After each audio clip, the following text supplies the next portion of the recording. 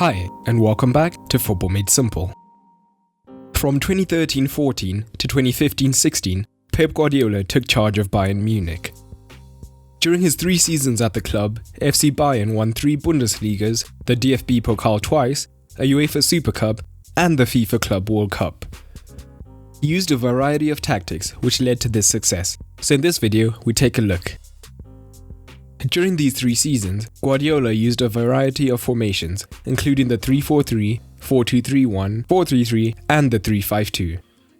In addition, in one-off matches, such as the Champions League semi-final encounter against his former club Barcelona, he used one-off tactics, such as going man-to-man around the pitch. But in this video, we'll focus on the broader general tactics that appeared most commonly. Pep ditched the 4-2-3-1 that was Heinkes's preferred formation and switched instead to a single pivot system using the 4-1-4-1. And the squad suffered from several long-term injuries throughout his reign, so we'll use the following lineup as a representative. It's interesting to note that during his reign, Guardiola never got to consistently see the best of Robben and Ribéry, as both consistently suffered from injuries, as their number of games started on this chart shows. Let's start with the build-up play. Guardiola, of course, wanted to build from deep, and he had one of the best keepers with the ball at his feet in Manuel Neuer. When the opposition looked to press them high from the goal kick, the centre-backs would look to split to the width of the box to force the opposition to press wide, whilst freeing up the central man as well as opening up more passing channels down the centre. However, as Bayern were comfortable on the ball from deep, and high pressing could leave teams vulnerable in midfield, as well as at the mercy of the quick wingers on the break, many teams would sit off Bayern in the first phase. This meant that Bayern often progressed through the first phase relatively unchallenged, allowing the team to move higher up. From these regions, if the centre-back was unchallenged and the defensive midfielder was well positioned, the centre-back could dribble forwards to open up better passing angles for himself, with the defensive midfielder filling in the position he had just left, although this was not the most common option.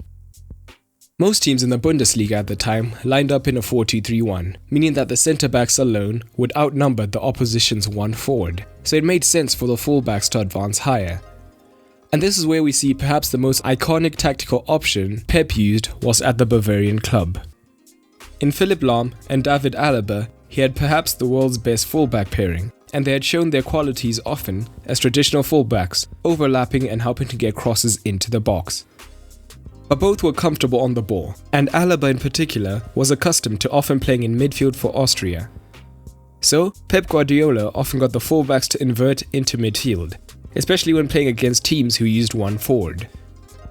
Against teams who used 2 forwards, often one of the fullbacks would advance to form the double pivot with Alonso, whilst the other dropped into a back 3 to outnumber the opposition's 2 forwards.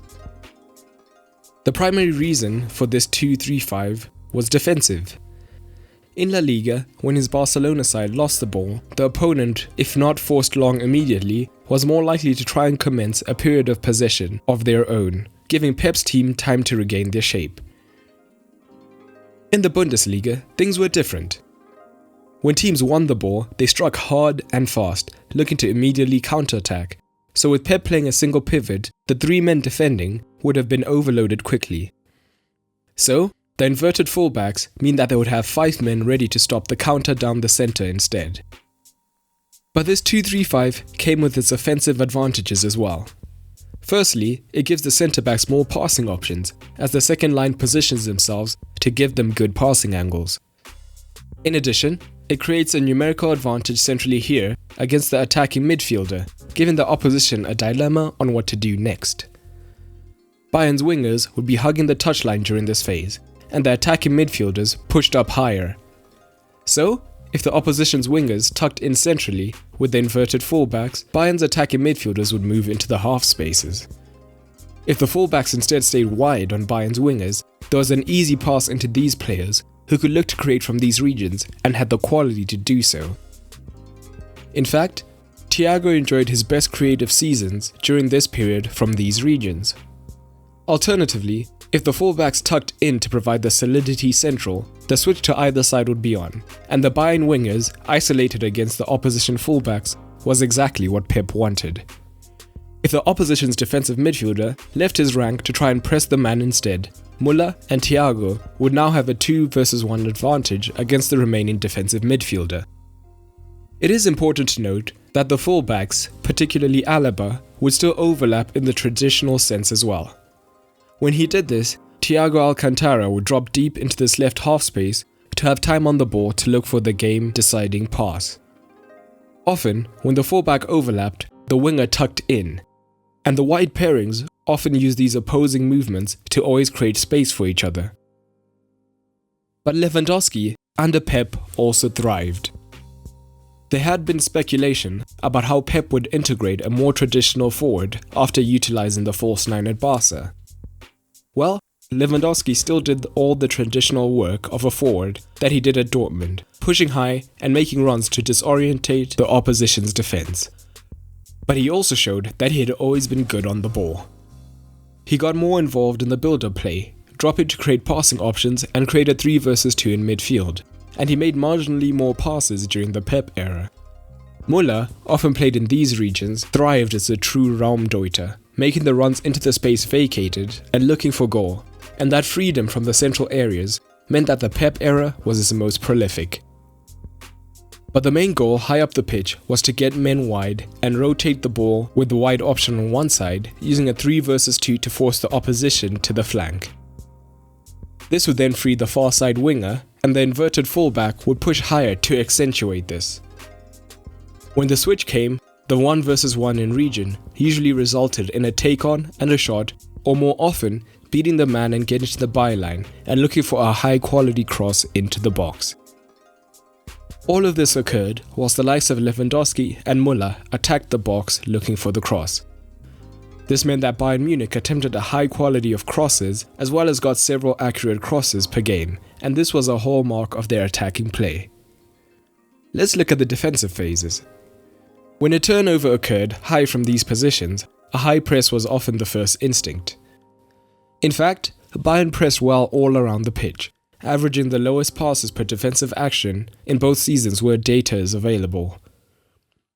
The 2-3-5 meant that Bayern had several men high up and all in close proximity, allowing them to suffocate the opposition.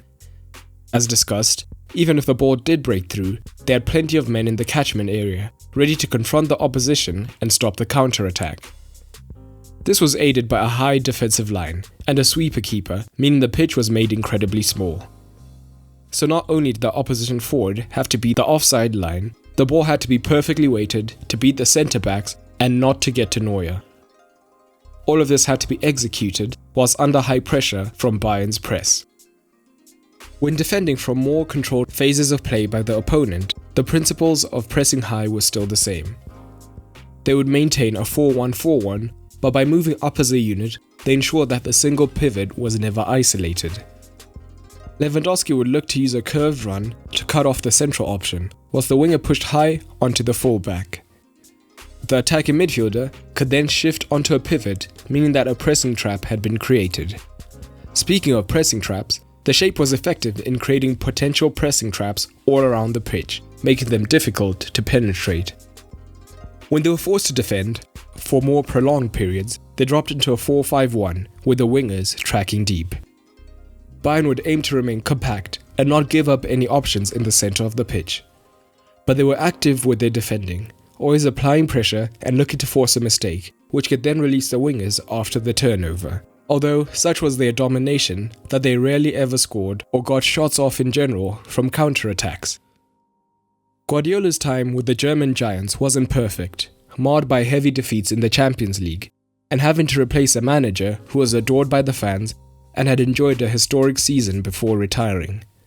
But still, he brought a fervour to the club and tactical intricacy that made them a joy to watch.